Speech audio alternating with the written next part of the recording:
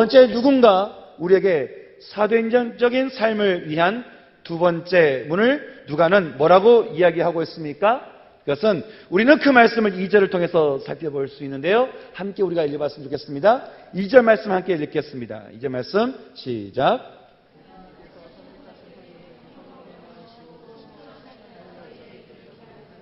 아멘.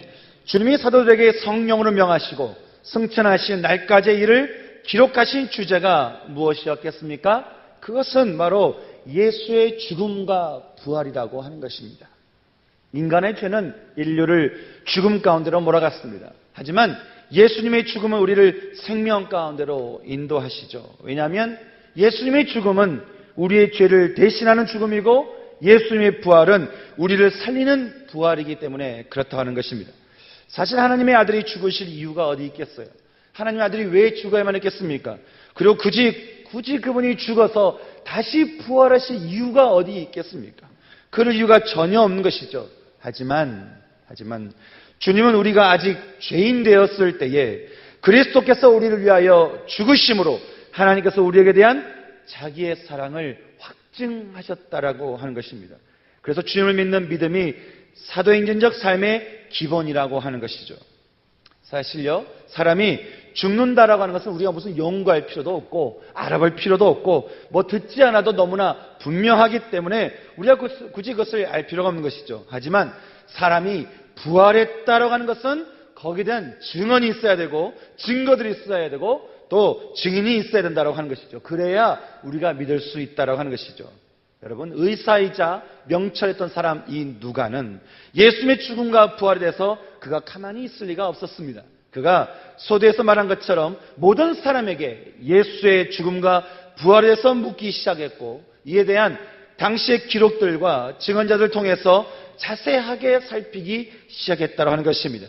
그러자 자신이 살아있는 동안 자신이 직접 만났던 예수님의 제자를 통해서 가장 분명한 부활을 그가 알 수 있었는데요. 그것이 바로 3절 말씀을 통해서 우리가 살펴볼 수 있습니다.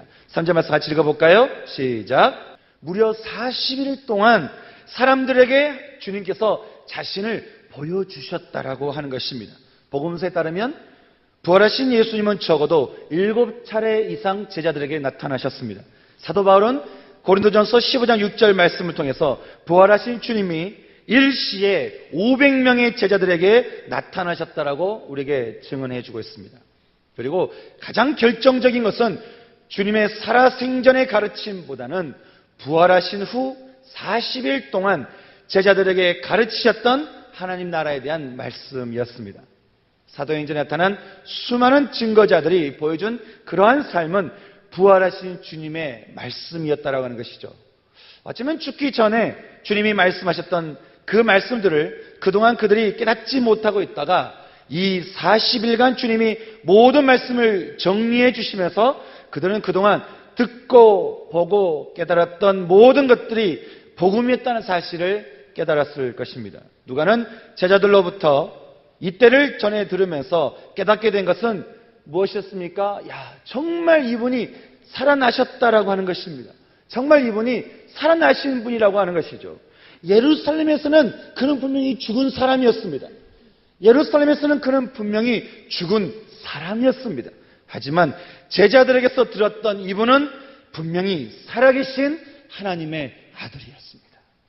사랑하는 청년 여러분, 그리고 성도 여러분, 사람이 구원받는 길은 오직 한 길밖에 없다라고 하는 것입니다. 그것은 바로 예수를 믿는 것입니다. 세상의 수많은 종교들이 자신들에게 구원이 있다라고 말하는 것이죠. 하지만 구원을 외치는 그 어떤 종교도 부활은 존재하지 않았습니다. 자신도 죽는 구원이 무슨 구원이겠습니까? 만민중앙교회는 하나님이 우주선 타고 우리 가운데 내려왔다라고 우리에게 이야기해 주고 있고요. 또 하나님의 교회는 하나님의 교회라고 하는 것은 삼위일체 하나님을 어떻게 표현하냐면 하나님 아버지와 하나님의 어머니라고 이야기하고 있는 것이죠. 그래서 여기서 이야기하는 건 결국 뭘 얘기하고 있냐면 그들이 먼저 죽은 교주가 있는데 그가 바로 아버지였고 지금 살아있는 자신이 그 아버지를 이어서 하나님 어머니라고 이야기하고 있다고 하는 것이죠. 삼위일체 하나님은 그들은 부정합니다. 하나님 아버지 어머니라고 이야기하는 것이죠. 그래서 이단입니다. 그들의 이야기하는 이것을 통해서 보게 되면 얼마나 안타까운지 몰라요. 제가 제일 우스운 것은 그 아버지가 하나님 아버지라는 분이 냉면 먹다가 살이 걸려 죽었다라는 거 아닙니까? 얼마나 수많은 하나님들이 이 땅에 태어나서 이 땅에서 죽었는지 모릅니다. 아직까지도 아마 지금 이 순간에도 수많은 하나님들이 또 태어나고 있는지도 모르겠어요. 하지만 분명한 것은 아무도 다시 살아난 하나님은 없다고 하는 것입니다. 또 이 땅에 불려는 수많은 현인이라고 말하는 분들도 역시 그렇습니다. 공자나 맹자나 우리나라의 수많은 현인들도 또 부처도 아무도 살아난 이가 없다라고 하는 것이죠. 각종 언론에 보도된 불교의 성철 스님이라는 분이 쓴 유명한 시가 있습니다. 운명전에 쓰셨다라고 하는 것인데 이렇게 이야기하고 있는 것이죠. 내 죄는 산보다 높고 바다보다 깊은데 내가 어찌 감당하리. 내가 80년 동안 포교한 것은 헛것이로다. 우리에게는 구원이 없다. 죄값을 해결할 자가 없기 때문이다. 내 딸 피리와 54년을 단절하고 살았는데 죽을 임종시에 찾게 되었다. 피라야, 내가 잘못했다. 내 인생을 잘못 선택했다. 나는 지옥에 간다. 불교에서는 이것을 두고 겸손의 시라고 말한다고 하지만 그분의 이 마지막 시를 천국과 지옥을 알고 있는 우리들에게는 분명한 깨달음을 주고 있다고 하는 것입니다. 사랑하는 청년 여러분, 성도 여러분, 정말 인생의 생명이 우리의 죄를 위해 죽으신 예수님의 죽음과 부활하심이 있다고 한다면 우리는 물론이고 주변에 믿지 않는 이들을 향해서 우리가 어떻게 잠잠하게 있을 수 있겠습니까? 예수님의 죽음을 통해서 우리의 죄가 죽을 수 있었고 또 예수의 부활을 통해서 우리의 영혼이 살아날 수 있다라고 하는 이 놀라운 진리를 믿을 수 있는 여러분 되시기를 주님의 이름으로 축원합니다. 주님 말씀하시죠. 마음으로 믿으면 의에 이르고 입술로 신하여 우리가 구원에 이를 수 있다라고 말씀하고 있습니다. 그래서 우리에게 정말 중요한 것은 어떤 것입니까? 그것은 바로 우리 안에 주님께서 계셔야 된다고 하는 것이죠. 저는 혹시 여러분 안에 주님을 여러분의 삶의 주인으로 그 인생을 아직도 내어놓지 않은 분이 있다고 한다면 그래서 주님보다는 내 감정과 내 생각과 내 신념과 내 철학과 내가 믿고 있는 것들에 대해서 내가 우선시하는 마음이 여러분 가운데 있다고 한다면 그래서 아직도 그리스도의 삶이 뭔지를 모르고 그렇게 교회 와서 잠시 앉았다가 가버리는 그런 삶을 살고 있다고 한다면 그래서 교회에서 열심히 오지만 교회 와서 앉아는 있지만 그리스도의 생명이 뭔지를 평생토록 한 번도 내가 경험해보지 못하고 살아가고 있는 그런 삶을 여러분들이 지금 살아가고 있다고 한다면 저는 오늘 이 시간 가운데 여러분의 삶을 주님께 올려드리시면서 주님을 여러분 삶의 주인으로 초청할 수 있는 이 시간 되기를 소망하는 것입니다. 여러분의 구원이 예수밖에 없습니다. 여러분이 예수님을 여러분의 주인 가운데 모시고 주님이 내 삶을 움직이도록 주님이 내 삶에 우리가 영어로 표현하자면 주인이 내 삶의 주어가 되도록 그래서 내 인생이 동사처럼 주님이 가라가면 가고 하지 말라면 가지 않고 주님께서 말씀하신 대로 우리가 순종하며 살도록 내가 내 모든 의지를 내가 내어놓고 있는 것 거기에서만이 우리는 생명의 구원을 경험할 수 있다고 하는 것이죠. 저는 정말 여러분 가운데 이 구원의 소식이 여러분 모두에게 들려지는 은혜가 있기를 소망합니다. 누가는 회개의 역사와 주님의 죽으시고 부활하심의 역사가 사도행전을 만들어냈다라고 말씀하면서 우리에게 이렇게 지금 말하고 있는지도 모르겠습니다. 여러분의 의지로 살아온 여러분의 인생을 주님의 의지로 바꾸시기 바랍니다.